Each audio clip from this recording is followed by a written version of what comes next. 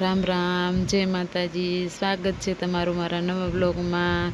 જો અત્યારે જાય છે આ રુદ્રનની સ્કૂલે કાર્યક્રમ છે એટલે જવાનું છે બધાને. જાય નેમુબેન છે, કૃપાલી છે, આ બાજુ દીપાલી છે, કૃષ્ણા, રુદ્ર, તો બધા હારે જ છે. તો હવે જવાના છે અમે.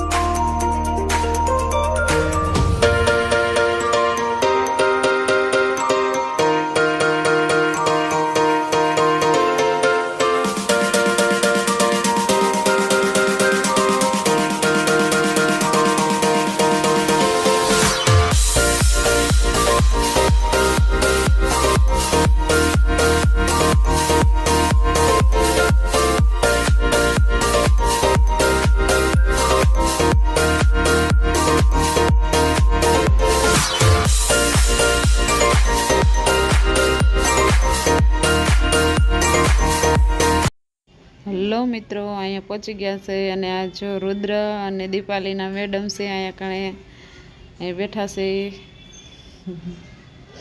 જોવે છે ને હાય હેલો કર્યું. અને આ બાજુ કૃપાલીના મેડમ બેઠા છે. Hello madam. આ બાજુ જો આ કૃષ્ણના મેડમ છે આ બાજુ.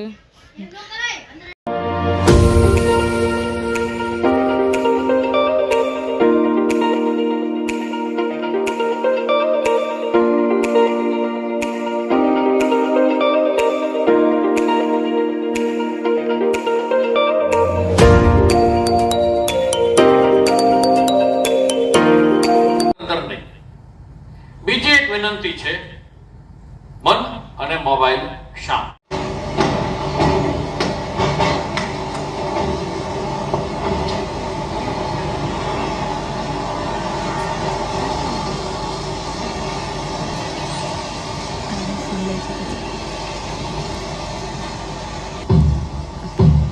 બહુ બધા વિડીયો જોવા મળે છે, પેરેન્ટિંગ આમ કરાય, પેરેન્ટિંગ તેમ કરાય.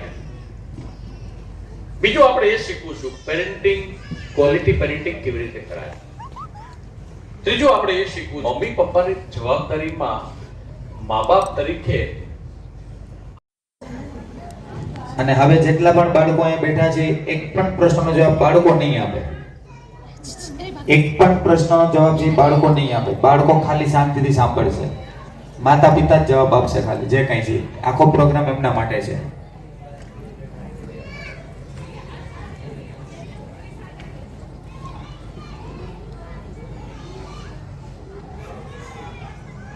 ગિફ્ટ આપે છે, પાછા ઘરે આવો છો, સોસાયટીના લોકો આવે છે, મળે છે, સગાવાલાના ફોન આવે છે. અને આ ફોન આવ્યા પછી સાંજ પડે છે. હવે સાંજે ઘરની અંદર તમે અને તમારું બાળક બે જ છો. બાળકના વખાણ કેવી રીતે કરશો? હું તમને છેલ્લે 2 કલાક, સવા 2 કલાક પછી આપીશ.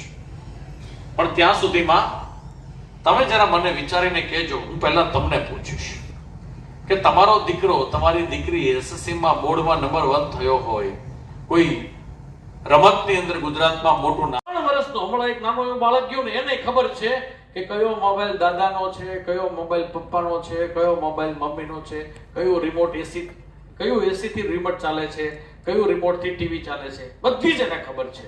સાચી વાત છે, ખોટી વાત છે? જો આ સ્માર્ટ જનરેશન આપણા ઘરમાં મોટી થઈ રહી છે. હજી આનાથી બીજો ટી કહું, જેવી રીતે રાજકોટમાં હું બહુ બધી શાળા, યુનિવર્સિટીમાં ટ્રેનિંગ કરું છું ને, એવી રીતે હું ભરૂચમાં પણ ટ્રેનિંગ કરું છું. ભરૂચની અંદર એક નવો બ્રિજ બન્યો, નવો એટલે 3-4 વર્ષ પહેલા બન્યો. એનું નામ છે માં નર્મદા મૈયા બ્રિજ, નર્મદા નદી ઉપર છે. પાડી અને હું સુસાઇડ કરું છું. મારા બધા ભાઈબંધ પાસે આઈફોન છે.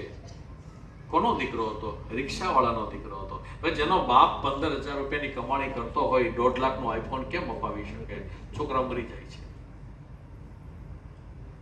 SSC માં ભણતા 15 વર્ષના છોકરાને છોકરી હાથે દુપટ્ટા બાંધી અને નર્મદા મૈયામાં કૂદકો મારે છે. કેમ? અમારા લગ્ન કરવા હતા, અમને અમારા સમાજે સ્વીકાર ન કર્યા. એટલે 15 વર્ષની દુનિયા જોઈશું નહીં તમે. ટ્રેનિંગ પૂરી થાય ને એટલે અમારી પાસે બહુ બધા લોકો મળવા માટે આવે. જે જાહેરમાં ન પૂછે એ અમને એ બેને એમ કીધું કે સાહેબ આ મારો દીકરો છે ને 8 વર્ષનો છોકરો હતો, બીજા ત્રીજામાં ભણતો હશે. સાહેબ આ મારો દીકરો છે ને એ બહુ ગુસ્સાવાળો